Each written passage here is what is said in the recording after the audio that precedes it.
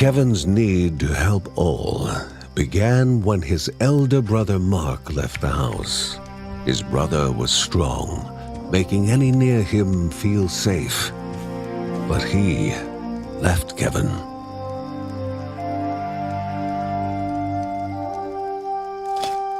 Though Uncle Ben knew what his nephew needed, a focal point for his aspirations.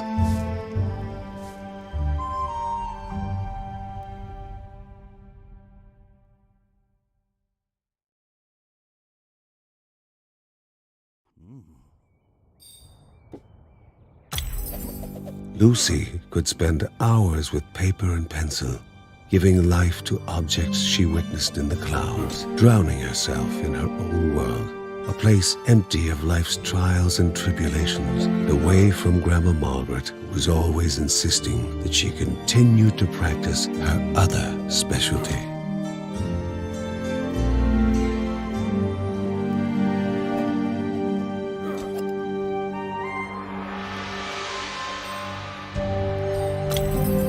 A mother away from her child would cause worry even in the best of times. This was far from the best of times. It had been more than a year since Mark, Mary's eldest son, had gone to live in the monastery deep in the forest. The same forest was now the source of such worrying news.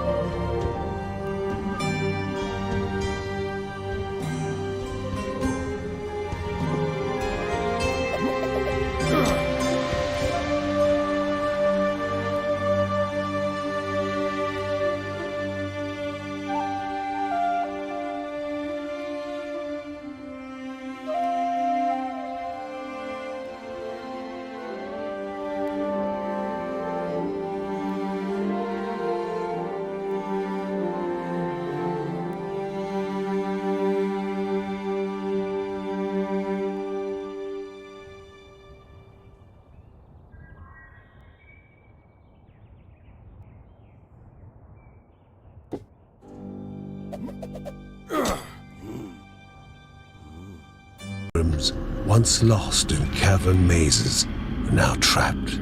Their poor families forever looking forward to a return that will never happen.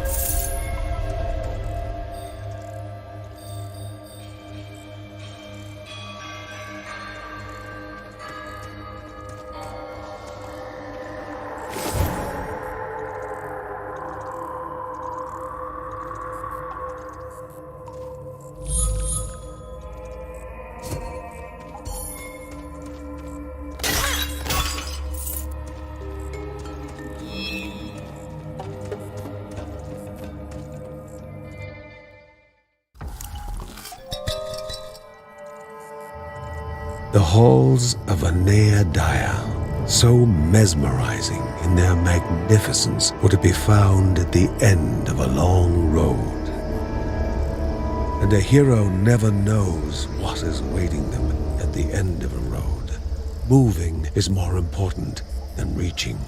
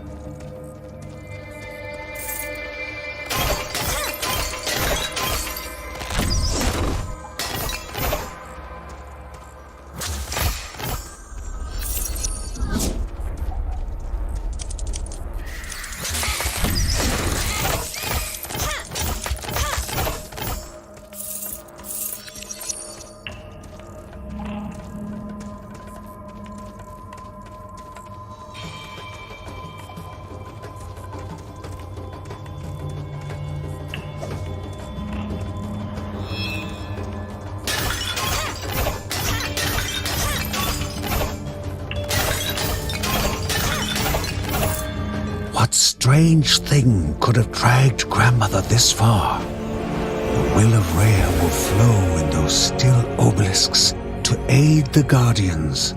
This was the only thing Margaret silently whispered. And the Bergson had to return home in order to understand what had occurred.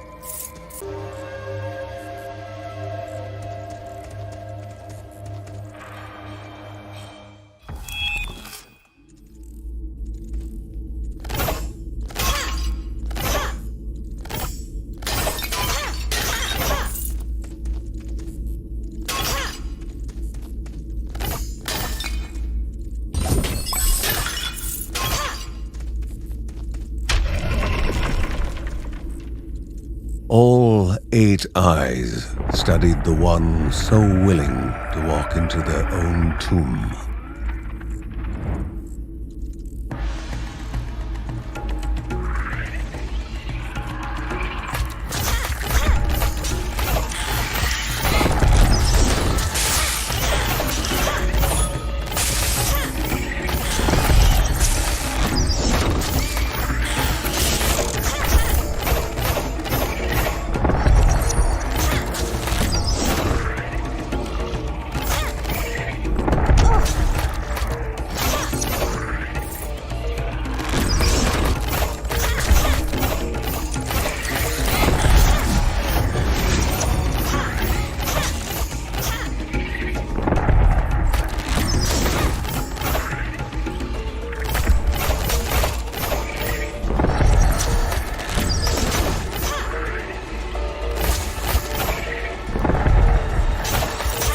Howled in anguish as death slowly beckoned to bestow its peace.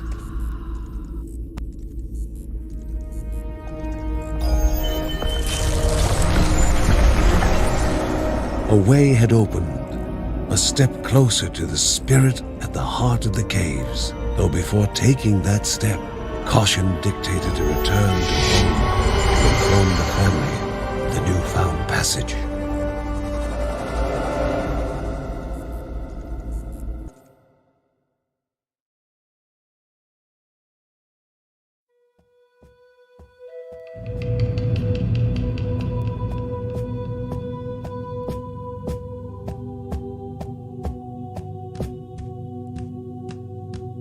Worried for the missing boy, Ben thought that maybe he should have hidden the daggers better.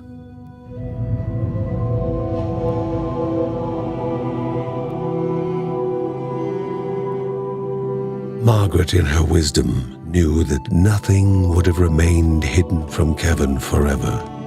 Now she only encouraged her son and his daughter to hurry and find him.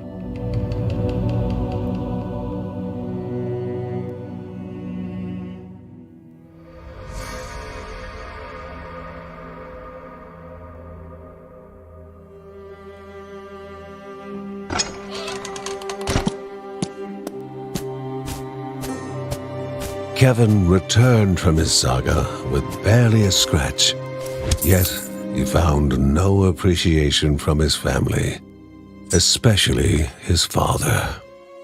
Despite having Linda on his side, his father was still mad at him for endangering himself and worrying them all, including his pregnant mother.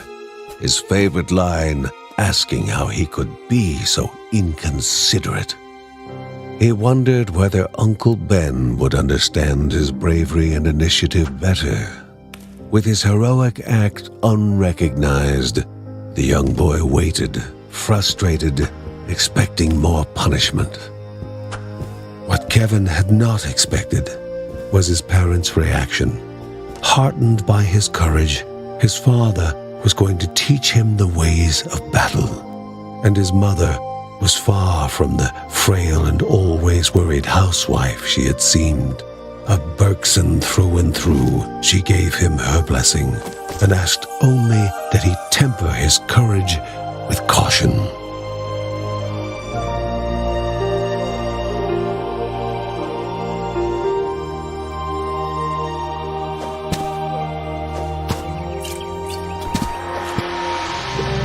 Perhaps Uncle Ben was the happiest of them all. Not only had his nephew held his own in combat, but had done so with the weapons he had made for him. Kevin only wished his older brother Mark was there to witness his rise to the family calling.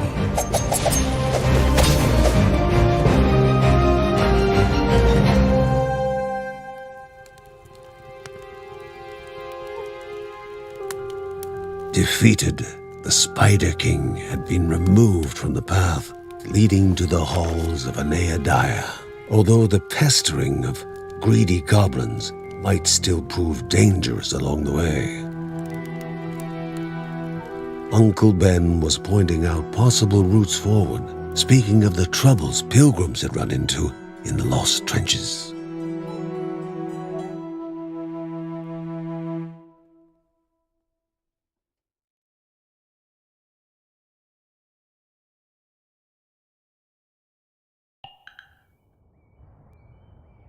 The mysteries of the world were like open books to the wise, and words from the wise shall benefit man and beast.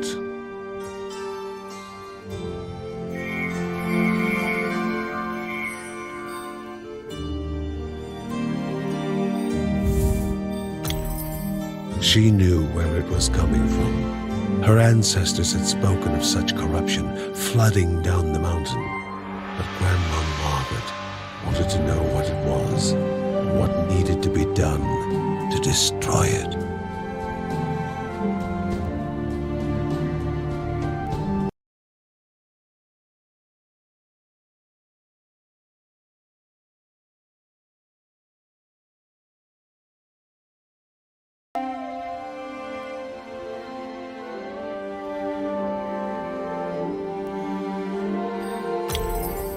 The past holds both joy and bitterness of time. Sheila could help them, as John said, but Ben could not bring himself to overlook the sting of their past relationship.